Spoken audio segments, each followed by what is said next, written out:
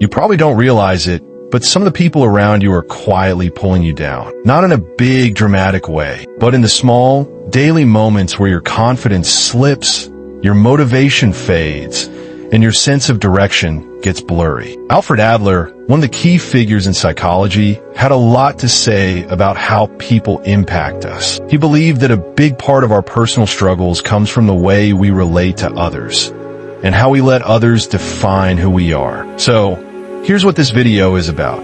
7 types of people who, based on Adler's ideas, are probably holding you back. Some of them mean well, some don't. But either way, if you let them stay close, you're going to stay stuck. Let's start with number 1. The overly critical one.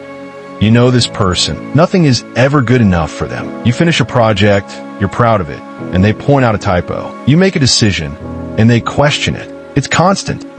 Adler talked about the concept of inferiority. And here's the truth. People who are overly critical are usually fighting their own feelings of not being good enough. So they project that onto you. The problem is, if you're around them long enough, you start believing their voice over your own. You stop trusting your judgment. You hesitate. You second guess everything. They're not making you better. They're just making you smaller. The one who needs you weak. This one's tricky. They're not mean. In fact, they probably come off as super helpful, supportive even, but only when you're struggling. The moment you start growing, getting stronger, more confident, they pull back. Or worse, they sabotage you. They might say things like, "Don't get ahead of yourself," or "That sounds risky." Adler believed that people develop lifestyles, ways of behaving and relating that help them cope with early life experiences. Some people build their identity so if you grow, they feel like they're losing control. And instead of cheering you on, they subtly keep you in the same place. They need you to stay needy. That's not love. That's control. The pity addict. We all go through hard times, but this person lives in a constant state of why me?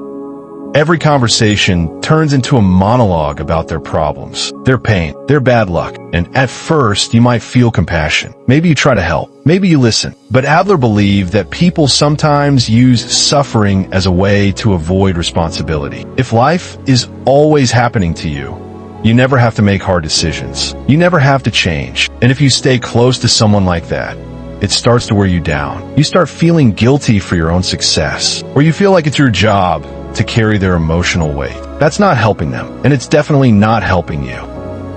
The performer. You've probably met someone like this. They always have a story, a moment, an accomplishment. They dominate the room, and they love attention. On the surface, they seem confident. But Adler would say this is often a cover for deep insecurity. It's compensation. These people are obsessed with status because they don't feel good enough without it. So they seek superiority, not connection. The danger here is that if you're around them a lot, you start to play the same game. You compare, you perform, you measure yourself against someone who's not even being real. That can mess with your sense of self. You lose sight of your values because you're stuck in someone else's spotlight. The one who sees you as who you were.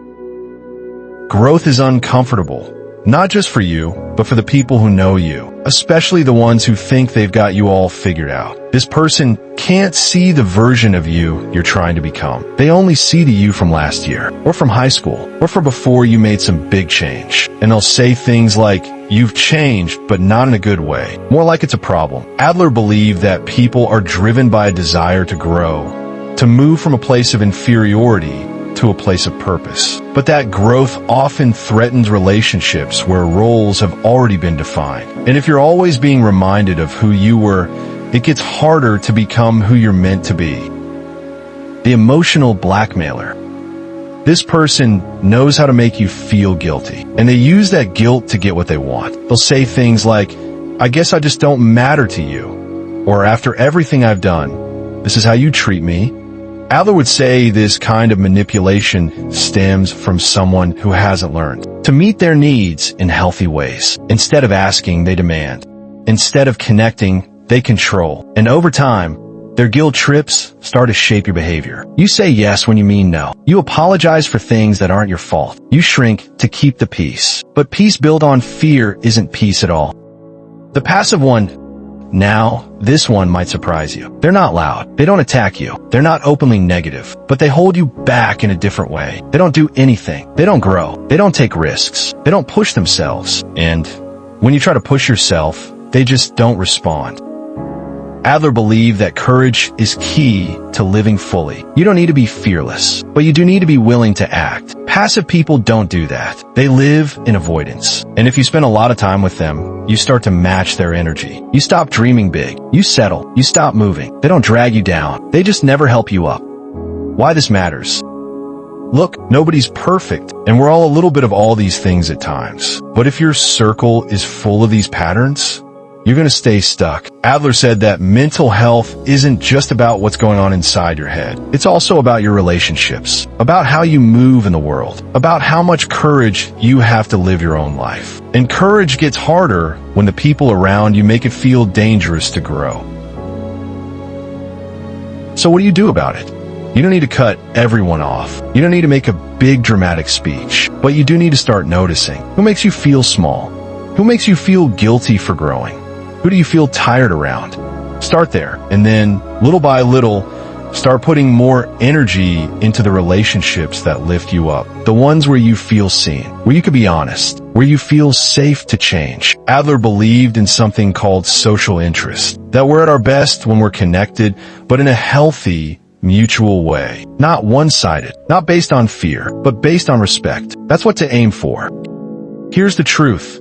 Not everyone in your life wants the best for you. Some people want the version of you that benefits them, but you get to decide who you become. And becoming that person, that takes boundaries, awareness, and sometimes distance. You're not responsible for everyone's happiness. You're responsible for your own growth. So pay attention, protect your energy, and stop giving your time to people who drain you. You've got one life. Don't waste it being less than who you are, just to make someone else comfortable. If this hit home, you might want to look more into Alfred Adler's work, especially his ideas on inferiority, courage, and how we grow through relationships. And if nothing else, just remember this. You don't owe anyone your potential. Subscribe to Psych Fix